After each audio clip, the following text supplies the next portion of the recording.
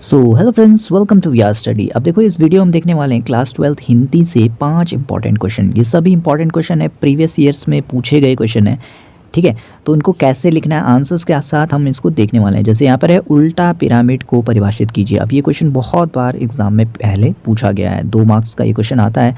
और तुम इस वीडियो को या तो यहाँ पर पॉज कर सकते हो या फिर डाउनलोड करके रख सकते हो, ताकि आसानी से इस आंसर को लिख सको। ठीक है, तो उल्टा पिरामिड किसे कहा जाता है? ये एक ऐसी शैली है, ठीक है, समाचार पत्र में, जिसमें जो इम्पॉर्टेंट जो यहाँ पर न्यूज़ होती है उसको पहले दिया जाता है और फिर उसको डिटेल में बाद में लिखा जाता है, लेकिन जो मेन चीज़ें होती हैं उनको शुरुआत में ही लिखा जाता है। तो इस तरीके से ये एक अखबार जगत में एक शैली है। ठीक है, इस तरीके से तुम इसे नोट कर सकते हो। कहीं पे कुछ भी डाउट हो तो कमेंट में तुम पूछ सकते हो। उसके बाद देखो, सेकंड क्वेश्चन हमारे पास यहाँ पर है, जनसंचार का सबसे नया माध्यम।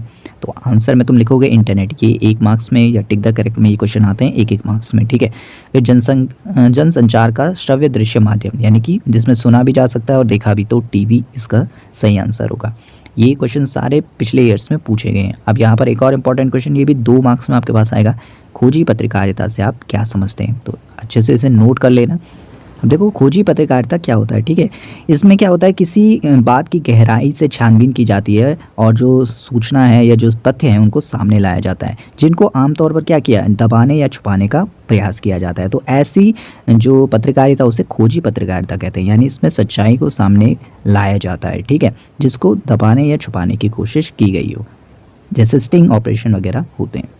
और उसके बाद यहाँ पर एक और क्वेश्चन है, 5वां, 2 समाचार पत्रों के नाम लिखिए। तो यहाँ पर दैनिक जागरण या नवभारत टाइम्स, इस तरीके से एग्जाम में लिख सकते हो। तो हिंदी में क्लास 12 बोर्ड एग्जाम वालों के लिए बहुत ही इंपॉर्टेंट क्वेश्चन है।